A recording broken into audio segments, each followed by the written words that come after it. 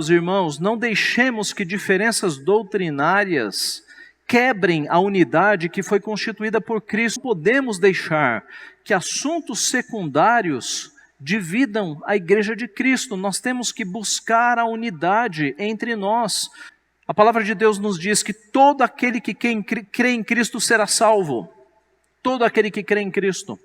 Então, se eu tenho um homem ou uma mulher que creu em Cristo, que se arrependeu dos seus pecados e que ama o Senhor Jesus, não interessa a doutrina ou as diferenças doutrinárias que ele tenha comigo. Se ele creu em Cristo e segue a Cristo, ele é meu irmão. Nós não podemos fazer esse tipo de discriminação, porque é isso que os judaizantes estavam fazendo. Não, se não passar pela circuncisão, não pode ser da igreja de Cristo. Não sejamos judaizantes modernos. Eu, quando era das Assembleias de Deus e ministro das Assembleias de Deus, abandonei o cargo de ministro das Assembleias de Deus. Eu era evangelista pela Assembleia de Deus de Madureira, certo? Mesmo não sendo monergista, naquela época que eu saí da igreja, eu saí porque eu não aguentava mais ver tanta incoerência com as escrituras sagradas. Eu era o quê? Arminiano. Eu não estava aguentando mais.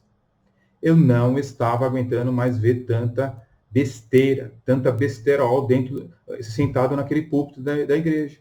E se você quiser comprovar onde eu era evangelista, você pode consultar, por exemplo, aqui na Zona Norte de São Paulo, a Assembleia de Deus, que está aqui perto de casa, a uns 4 quilômetros daqui, a Assembleia de Deus de Praça da Alegria. Vai lá e comprova se eu era ou não evangelista lá. Tem um diploma aqui também, que prova que eu era evangelista. Eu abandonei sendo arminiano, que eu não aguentava mais. Tudo tem consequências, pessoal. Tudo tem consequências. Sabe o que é consequências? Consequências. Agora, são a maioria? Os hipercalvinistas são a maioria? Não. Não são a maioria. O hipercalvinista não acredita que ele acredita que não deve ter evangelização, que é desnecessário, porque aqueles que são eleitos serão alcançados de qualquer forma. Isso é uma forma de interpretação errônea que pregam alguns supostos calvinistas, porque na verdade eles são hipercalvinistas. Mas eles não são a maioria. Eles são um grupo muito pequeno dentro dos cristãos monergistas. Entendeu? Spurgeon, como eu disse para vocês, combateu isso. Ele combateu os hipercalvinistas, ficou até doente e morreu, vamos dizer assim, combatendo as apostasias dentro da sua própria igreja batista. Agora, dentro do arminianismo, quais são as consequências? As consequências são maiores. São bem maiores. Porque você vê hoje as igrejas pentecostais de que forma? Como é que você vê as igrejas pentecostais hoje? É a maioria ou a minoria que está na apostasia? É só você dar uma olhada. Visita uma igreja pentecostal e você vai ver se é a maioria ou é a minoria que está longe do verdadeiro evangelho de Jesus Cristo. É só você fazer uma visita. No caso da igreja pentecostal, ela praticamente está apostatada. É uma igreja ou outra que não se contaminou com o neopentecostalismo. Estou mentindo? Não. Agora, o que diz Roger Walson? É tão injusto acusar Armínio ou arminianismo pela deserção dos remonstrantes posteriores quanto acusar Calvino ou calvinismo pela deserção, por exemplo, de Sila Mayer, da ortodoxia. Não tem muito a ver isso, porque, veja, não é injusto acusar Armínio ou arminianismo pela deserção dos remonstrantes, porque hoje, o arminianismo clássico, ele também inventou, o quê? A graça preveniente, querendo dizer, olha, não, o homem não tem livre-arbítrio. Na verdade, o seu arbítrio é aberto quando vem essa graça preveniente sobre ele. Está na mesma. A vala é a mesma. Qual que é? O livre-arbítrio. O homem precisa ter livre-arbítrio. Certo? Então, a questão aqui é que a porteira que foi aberta é a porteira de Jacob e Armínios. Tá? Agora, então, não é injusto Não é injusto acusar o arminianismo, tá bom? Agora, ele quer justificar Roger Walton usando John Wesley. Uma forma clara que nem todos os arminianos se tornaram liberais é John Wesley. Pô, parabéns para John Wesley, não se tornou liberal. Não é verdade? Mas muitos se tornaram liberais, conforme está aqui na página 30, muitos se tornaram liberais. Então, ele usa John Wesley como referência. Então, Roger Walton diz na página 31, uma clara prova de que nem todos os arminianos se tornaram liberais é John Wesley. Ele se intitulava arminião e defendeu o arminianismo das acusações que ele levava à heterodoxia, e não, senão a total heresia. Bem, pergunta: o que é um arminiano? Respondida por um amante da graça livre. Wesley observou que dizer este homem é arminiano tem o mesmo efeito aos ouvintes que dizer este homem é um cão raivoso. Então, ele continua a expor os princípios básicos do arminianismo e desmentiu a noção popular de que o arminianismo equivale ao arianismo e outras heresias. Concordo de dizer que realmente arminianismo atual não é dizer que a pessoa é ariana. Tudo bem. Agora, nesses outros escritos, o Wesley defendeu o sinergismo evangélico ao enfatizar a graça preveniente de Deus e absolutamente necessária para a salvação. Continua a mesma história da graça preveniente. Ok? Só que a graça preveniente não está no Novo Testamento, ela não é apresentada da forma como os arminianos dizem, tá? E a gente percebe, se você for ver alguns estudos que eu tenho aqui no canal sobre o que é graça preveniente, é um remendo na graça. É um remendo. Então, tudo tem consequências. Tudo tem consequências. Roger Walton diz que muitos abraçaram o iluminismo, se tornaram teólogos liberais, porque o caminho já estava trilhado, que é o caminho do humanismo. Ou seja, se você deposita no homem, certo, a decisão de ele ir para o céu ou não, o que é isso? É o humanismo. É você tirar plenamente de Deus a sua vontade absoluta. Porque você acha injusto da parte de Deus ele escolher na eternidade aqueles que devem ou não se salvar. Tudo tem consequências. Se você vê livros da editora Reflexão, o que é cristianismo, Harnack, livros liberais. Tudo tem consequências. Ah, não, esse livro aqui é o menos ruim. É o menos ruim de Harnack. Mas tem consequências. O camarada é liberal. Você entende? Tudo tem consequências. Né? Roger Walton, Deus e a Cabana. Entendendo a presença divina no best-seller de William Young. Ó, Roger Walton. Entendendo a presença divina no best-seller. Deus e a Cabana. Tem consequências? Tem consequências. Então eu posso ler a Cabana que tá bom. Tá jóia. Entendeu? Tudo tem consequências. Saiba disso.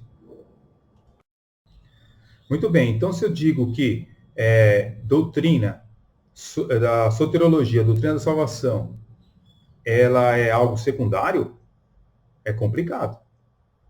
Né? Nós vimos que quem trouxe o liberalismo e o teísmo aberto, que é um desdobramento também do arminianismo para a igreja cristã, foi quem?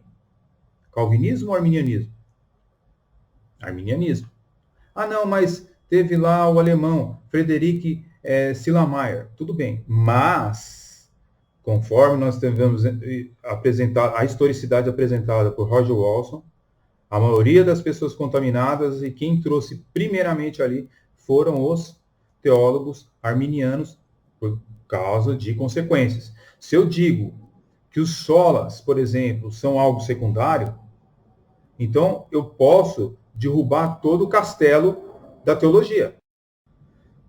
Então eu começo a dizer, o sola gratia, sola fide, sola deo gloria, sola Christus, não foram considerados assuntos secundários pelos remonstrantes. Mas eu só começo a dizer, olha, esses solas são assuntos secundários, isso aí não precisa estudar muito não, porque isso é assunto secundário, é complicado.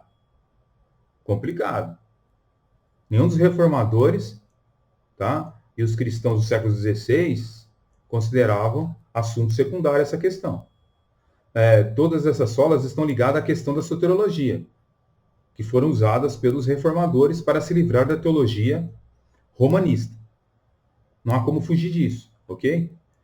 Então, eram alicerces da reforma. Ceder um só ponto faz ruir o castelo da nossa fé, ok? Nem mesmo, né, a suficiência das escrituras, tá, era um assunto secundário. Tá? Se formos levar tudo isso a sério, como fizeram os reformadores, tá, os continuistas de hoje e os arminianos estão numa situação difícil, ok? Nós estamos falando de assuntos que mexem com a nossa alma. A coisa é muito séria. Não é assunto secundário, como está sendo exposto aí pelo pastor Ageu Magalhães. É assunto primário. O pastor Ageu Magalhães, ele quer ficar na zona de conforto, sendo amigos de gregos e troianos. Só que não existe essa neutralidade em questão de fé. Tá? Eu não sou hipercalvinista. Eu sei que eu vou ser chamado de hipercalvinista por alguns, porque eu já chamei pessoas que pensavam desta forma de hipercalvinista. Mas a grande verdade bíblica é diferente. A soteriologia é assunto primário.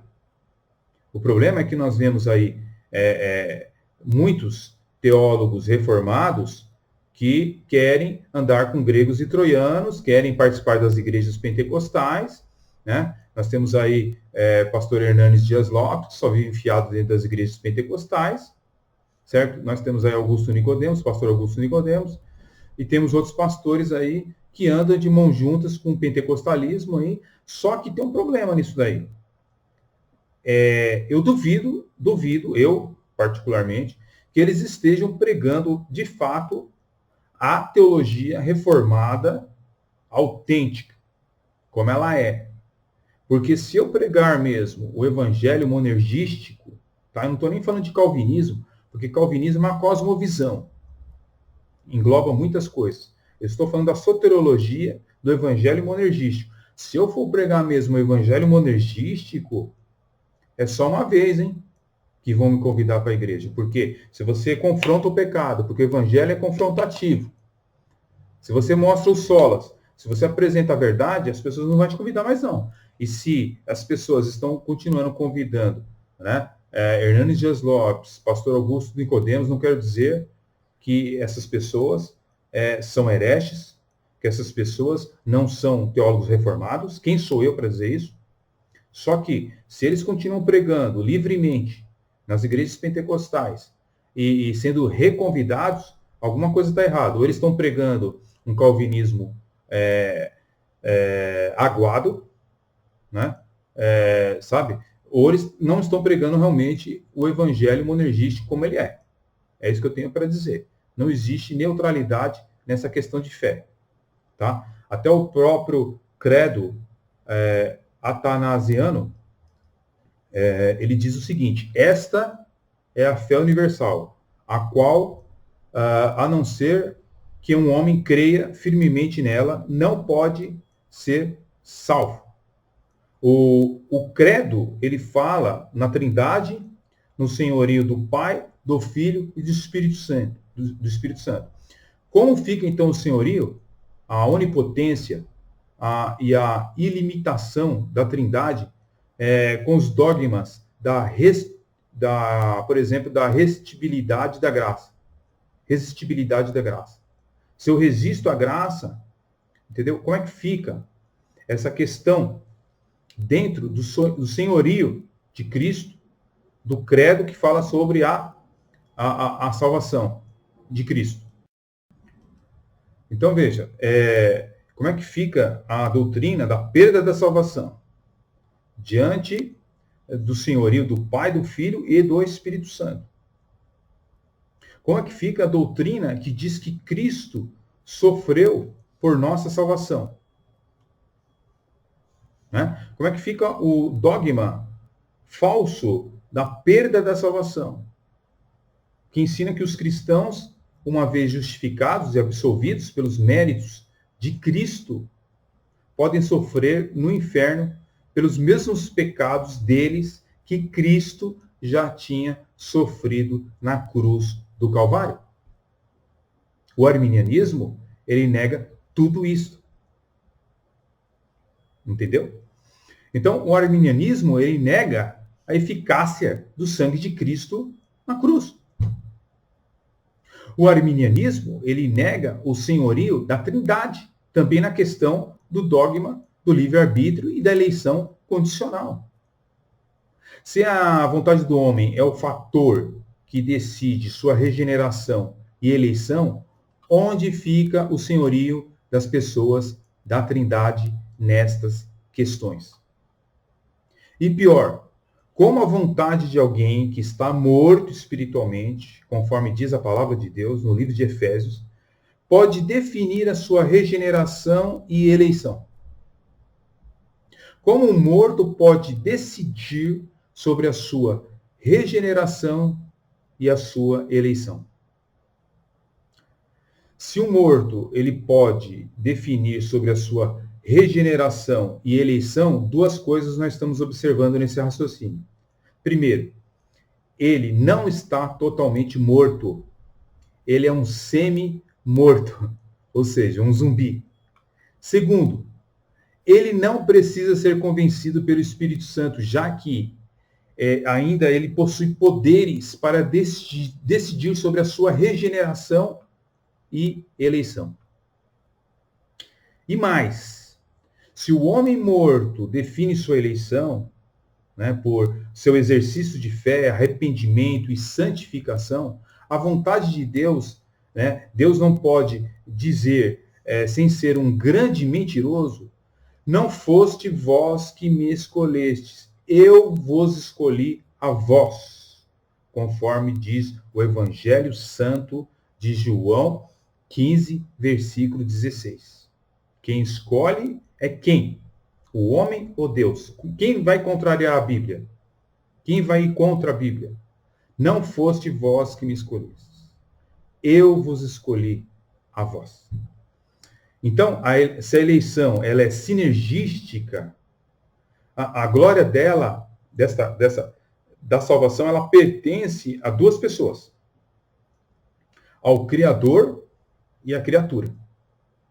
Ok?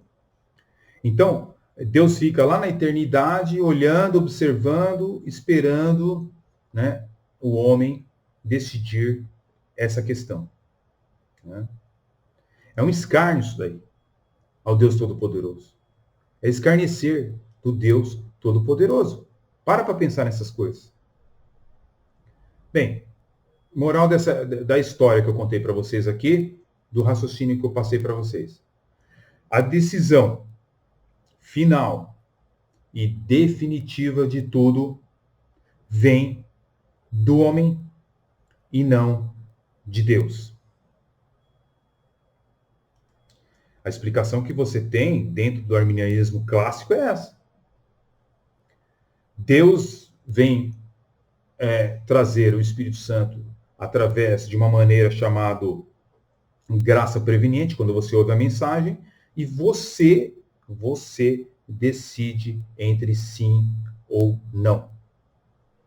Então, quando nós fazemos essas afirmações semi-pelagianas, elas são extremamente perigosas, antibíblicas e diferencia totalmente o arminianismo do evangelho monergístico. Ok? Então, dizer que a doutrina da soteriologia, a doutrina da salvação, é um ponto secundário para querer uma unidade, realmente é praticar o politicamente correto. Eu estou aqui passando o que a teologia reformada ensina, de uma maneira bem singela, mas existe uma diferença muito grande entre calvinismo, arminianismo e molinismo. Existe uma diferença imensurável. Cabe a você estudar as Escrituras e decidir, olhando para elas e, através do Espírito Santo, pedir a sua misericórdia e a verdadeira interpretação da palavra de Deus concernente a esse assunto tão importante e primário, não é secundário. Deus abençoe grandemente a sua vida. Fique na paz. Deixe seus comentários, seus likes se quiser. Os seus dislikes também, ou seus comentários negativos. Esteja à vontade. Eu não deleto ninguém nos meus comentários, certo? Eu respondo essas pessoas amorosamente para que as pessoas possam entender o que a Bíblia diz sobre a soteriologia. Fique na paz e até o próximo vídeo. Amém.